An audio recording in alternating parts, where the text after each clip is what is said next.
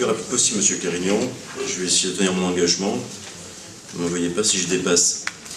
Madame, Monsieur, Messieurs les candidats, je tiens à vous remercier de m'accueillir parmi vous. Comme vous le savez, certains qualifient mon parcours de changeant. Eh bien non. Je le dis, je le répète, mon parcours est celui d'un homme qui souhaite combattre toutes les insécurités et toutes les injustices. Je n'ai jamais été membre d'un fan club, que ça se sache. Mon intégrité a toujours pris le pas sur la compromission. Moi, comme vous, je vis au quotidien ces insécurités grenobloises. Je dis bien insécurité au pluriel, car l'insécurité à Grenoble est multiforme. Pour apporter les solutions à cette insécurité, qui est, pour justifier ma candidature, il faut apporter le bon diagnostic. Cette insécurité à Grenoble est avant tout sociale. En effet, Grenoble est devenue une zone en état de dysfonctionnement socio-économique. Ce sentiment d'insécurité à Grenoble est accentué par la concentration de la misère. Pauvreté, chômage sont la peste et le choléra de notre insécurité grenobloise. De façon raccourcie, nous évoquons l'insécurité des biens des personnes, mais ce n'est que l'arbre qui cache la forêt et qui n'est qu'une conséquence de cette insécurité sociale. Les deux sont liés. Grenoble cumule toutes les insécurités. Insécurité sociale, insécurité physique, insécurité matérielle, insécurité environnementale. Pour rappel, les cancers de la thyroïde, 5 fois plus élevés à Grenoble qu'à Strasbourg. La peur de l'insécurité physique, je la comprends, car je l'ai vécue. À 14 ans, j'ai été victime d'une agression avec fracture de la mâchoire, traumatisme crânien, hospitalisation et une ITT de 45 jours. J'ai dû être déscolarisé et quitter le département où je vivais. La police, auprès de laquelle mes parents avaient porté plainte, craignait des représailles à mon égard. Je n'habitais pas Grenoble, j'habitais Metz. Nous étions en 1981, il y a 32 ans. Mon agresseur ne s'appelait pas Mustapha, pas Mamadou, il s'appelait Laurent, il était blanc, français, catholique. Mon agresseur, aujourd'hui, était comme les agresseurs de Grenoble. Il y avait une vraie similitude entre Metz, il y a 32 ans, et Grenoble aujourd'hui. La misère sociale, la pauvreté et le chômage. Mon agresseur habitait un quartier dans lequel la police ne pouvait plus rentrer. Metz, à cette époque, croyait vivre, elle aussi, le monopole de la sidérurgie et de la métallurgie. Grenoble croit vivre aujourd'hui le monopole de la nanotechnologie. L'économie de Metz, comme l'économie de Grenoble, était tenue par les subventions, il n'y avait plus d'emploi. Pour que vous compreniez ce qu'il se passe à Grenoble, et j'en finirai sur cette dernière page, je vais vous lire un court extrait sur la réalité économique de notre situation. Le 7 janvier 2011, le journal des entreprises disait « Transfert de technologie, Grenoble risque de rater 100 millions d'euros.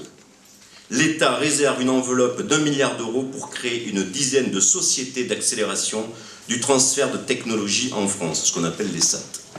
Faute de proposer un projet commun, c'est toujours le journal qui disait ça, les structures grenobloises risquent de passer à côté.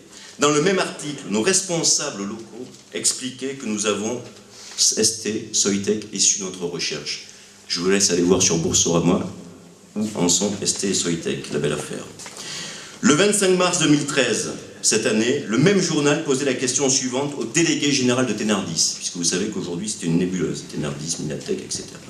Y a-t-il à Grenoble une société d'accélération de transfert technologique dont la mission serait de valoriser les résultats de la recherche auprès des industriels? Ce dernier répond non, nous n'en avons pas besoin.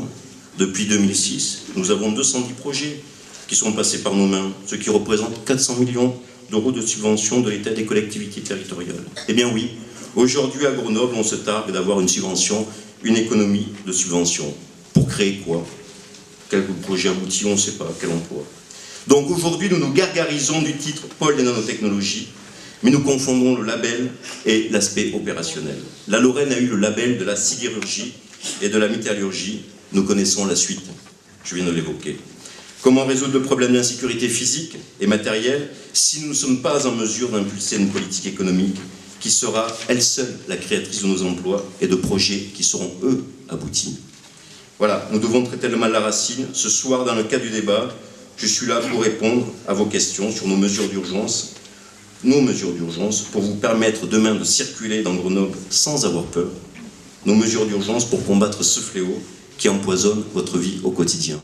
Concernant la politique, pour nous, il y a deux visions. Il y a une politique préventive et une politique répressive. Concernant la politique préventive, le groupe de travail avec lequel j'ai travaillé, donc des gens du Syndicat national des officiers de police, qui a changé depuis d'appellation, m'a indiqué qu'aujourd'hui en France, il y avait 9150 policiers qui sont CRS.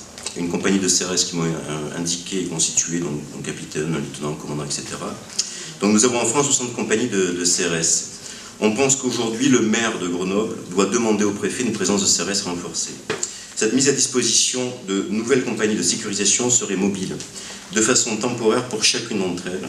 Ceci consisterait simplement à diviser l'effectif d'une compagnie en 3. Une unité tenue, une unité civile, une unité de soutien opérationnel. Et ce qu'on pense aussi, pourquoi ne pas fractionner les CRS, là aussi, de manière temporaire, le temps d'une mission en plusieurs bacs. L'avantage de tout ça, c'est que, ça m'a été suggéré par des gens du SNOP, l'avantage de ça, c'est qu'aujourd'hui, il serait inconnu des délinquants, les fonctionnaires bénéficieront donc de l'effet de surprise. Lorsque leur présence sera identifiée, la mission sera terminée, les fonctionnaires partis ailleurs. Donc ces mesures, par contre, sachez-le, ne coûteraient rien à la collectivité. Autre mesure que nous suggérons aujourd'hui, c'est renforcer les effectifs de la police municipale, une police municipale de proximité. On s'aperçoit aujourd'hui qu'un agent de police municipale échelle 4 catégorie C, c'est un salaire de 1 439 € par mois, donc chargé avec les charges patronales, c'est 2 000 € par mois. C'est-à-dire que si on mettait 80 policiers municipaux de proximité en plus, c'est 1,6 million. Pour rappel, le budget subvention de la ville de Grenoble, dont et association, c'est 50 millions d'euros. 50 millions d'euros. Et pour votre information, le total du produit de fonctionnement, c'est 272 millions d'euros. Ces informations, elles sont publiques, on peut les retrouver. Hein. Voilà. Donc nous, aujourd'hui, on serait plus sur une police voilà, municipale de proximité, parce qu'on part du principe que la vidéosurveillance, au niveau d'inconvénient, l'inconvénient, c'est que, voilà, ce qui est dit, ce que disent nos experts aujourd'hui, c'est que nous pensons qu'il serait nécessaire de redéployer plus des hommes d'un point de vue physique, parce que la vidéo publique a des tâches de surveillance, donc, comme je vous l'ai dit, plutôt que de développer la vidéosurveillance dans les espaces dits ouverts, notamment dans les rues et places. Aucune étude ne montre un effet bénéfique, ce que disaient les experts, concernant la vidéosurveillance. Pourquoi ? Parce que les personnes sont difficilement identifiables, notamment du fait des contraintes extérieures, luminosité, angle mort. La contribution de la vidéosurveillance à une enquête peut se révéler positive lorsque des témoins peuvent donner des informations précises permettant de cibler la recherche d'extraits vidéo, mais les cours régionales des comptes ont estimé les coûts par affaire élucidés tout à fait prohibitifs. Donc aujourd'hui, on ne va pas vers nous le tracé vidéosurveillance. Voilà. Et enfin, avoir aussi parce qu'on parle de notre approche donc préventive, on part du principe aujourd'hui qu'il faut avoir également une approche répressive beaucoup plus cohérente. Aujourd'hui, selon toujours notre groupe de travail, il est dit que la délinquance s'adapte à la réponse judiciaire. La très forte hausse actuelle du nombre de cambriolages est un exemple frappant. Ce délit étant quasiment plus puni, les délinquants se sont reconvertis dans cette activité, délaissant par exemple les petits vols à main armée qui ne leur apportent guère, mais peuvent parfois les envoyer en prison. Voilà. Donc le maire est titulaire, comme vous le savez, un maire d'une ville est titulaire du pouvoir propre en matière de police administrative. Il est chargé de maintenir l'ordre public, défini par le Code général des collectivités territoriales comme le bon ordre, la sûreté, la sécurité et la sécurité publique. Donc le maire de la ville de Grenoble doit rencontrer le procureur et lui demander une sévérité exemplaire sur ce type de délit. Voilà, donc on a une approche préventive et une approche répressive si nécessaire, mais on préfère le préventif au curatif. Merci.